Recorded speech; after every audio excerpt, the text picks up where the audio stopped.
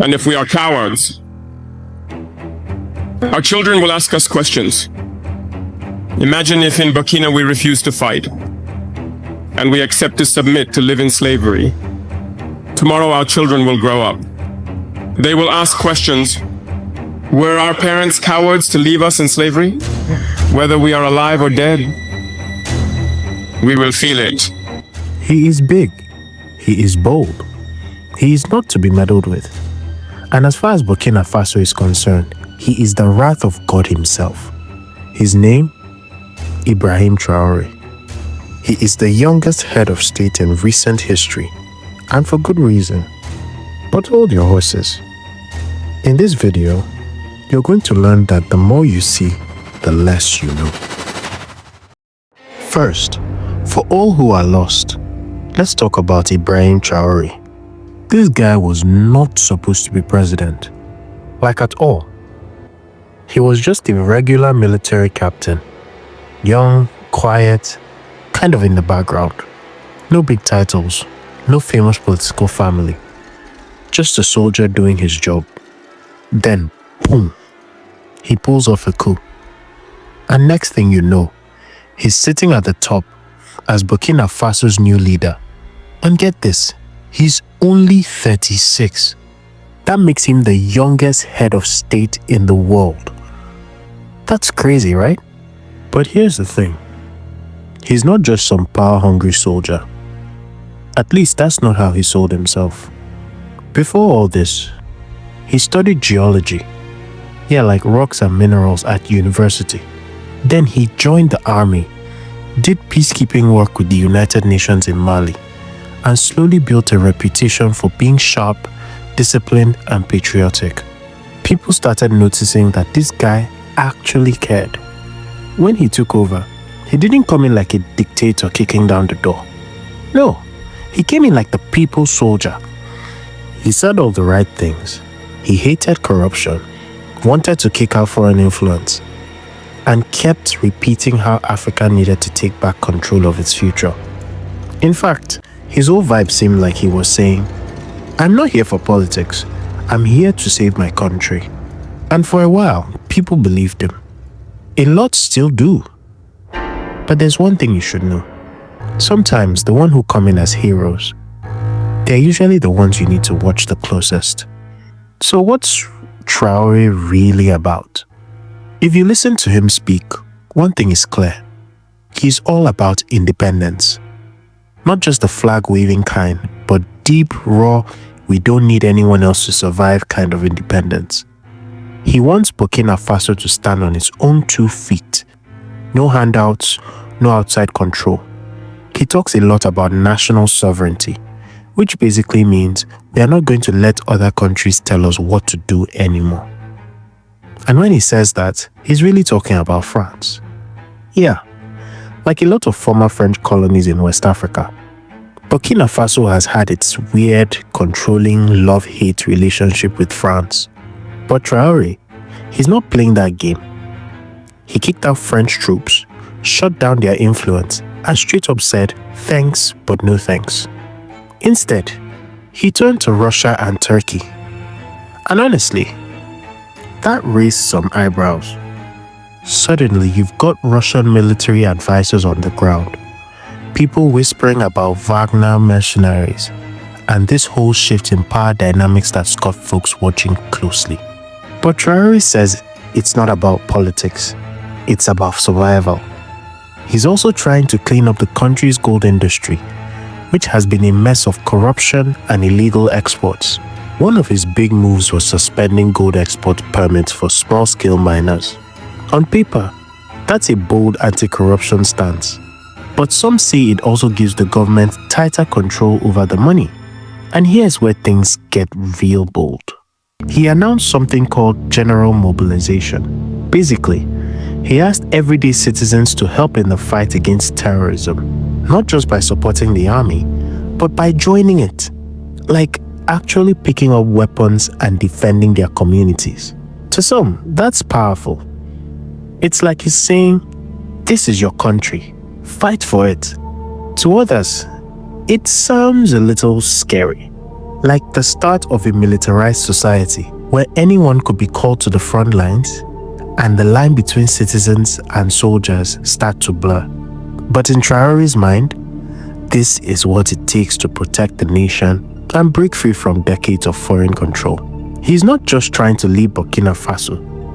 He wants to rewrite what it means to be African. He talks a lot about Pan-African unity, partnering with Mali and Niger, pushing for a kind of regional independence that doesn't rely on the West.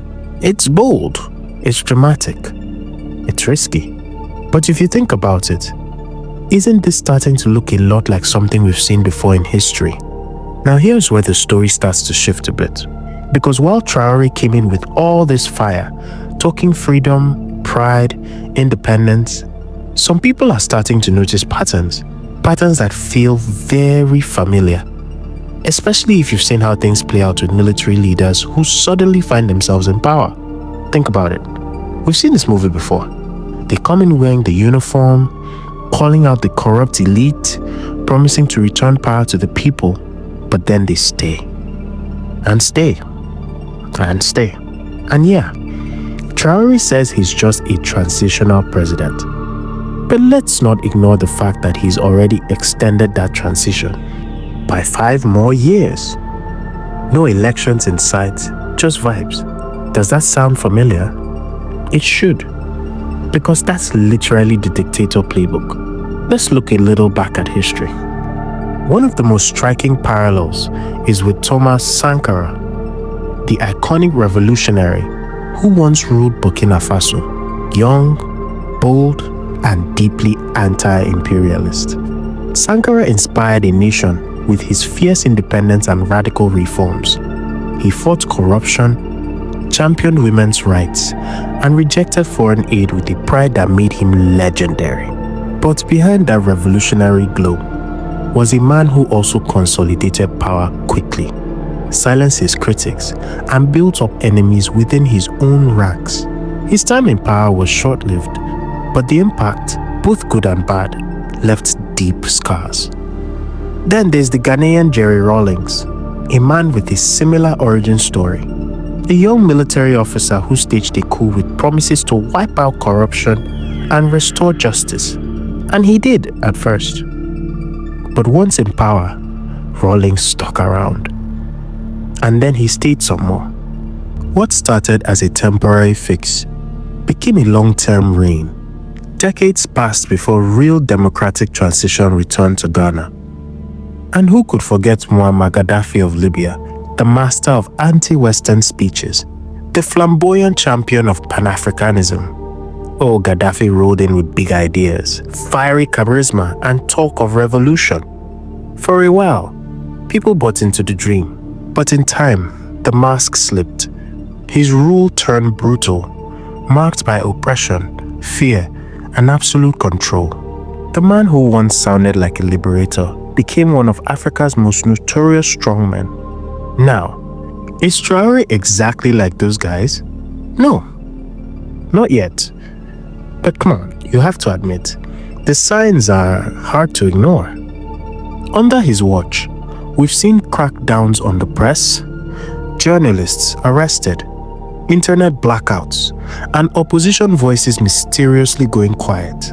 There's this growing vibe that if you criticize the regime, you might want to keep your phone on airplane mode just in case. And then there's the personality cult starting to bubble up. Posters, paintings, people comparing him to Sankara. Some are even calling him Captain Courage, like a comic book hero. There's also the photo ops. If he so much as sneezes, boom, he's on the blogs and other news sites. Listen, it's one thing to lead with confidence. It's another to start building a throne. But here's the real kicker.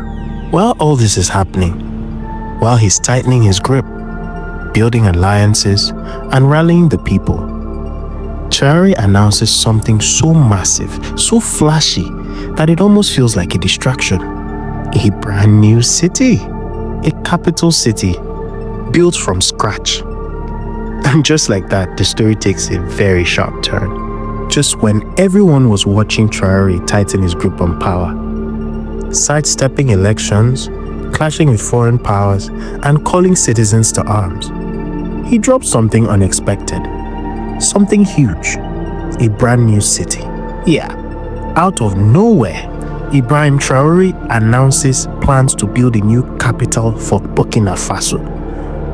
Not a renovation, certainly not a facelift, an entirely fresh city, designed from the ground up, like a clean slate for a country he says is being reborn. And get this isn't just a symbolic space. He says this city will be safer, more secure, and better positioned to defend against terrorist threats in the north. It's about strategic relocation, but also national pride. Think about it. How better to prove you're building a new future than by literally building a new city? At first, it sounds like something out of a movie. Grand visions, bold architecture, a capital that stands tall and screams independence. Of course, people cheered.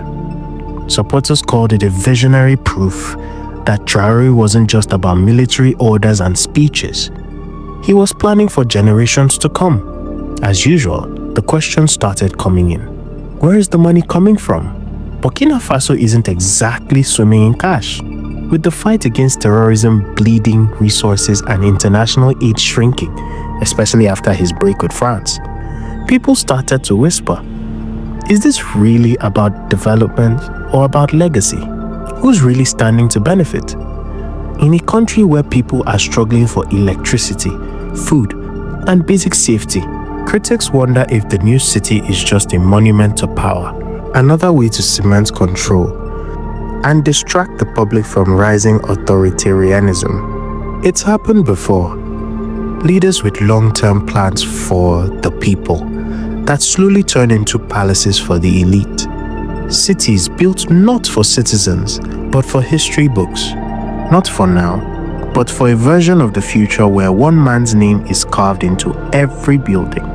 So while the new capital may look shiny on the blueprint, it leaves a lot of people wondering, is this really about progress? Or is it the next move in a bigger game? A game where Traore isn't just a president, but something more permanent. Now, this brings us back to the question we started with. Who exactly is Traore? Is he really the answer to the prayers of Burkina Faso? Or just another ticking time bomb? What do you think? Share with us in the comments. We'll be watching.